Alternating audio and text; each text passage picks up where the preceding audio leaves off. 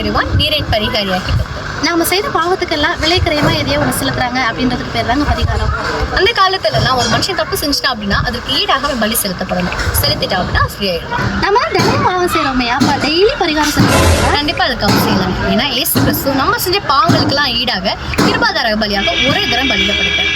So நம்மளோட பாவத்துக்காக, சாபத்துக்காக, வியாதி எல்லாத்தையுமே அவர் பரிகரிச்சுட்டாரு.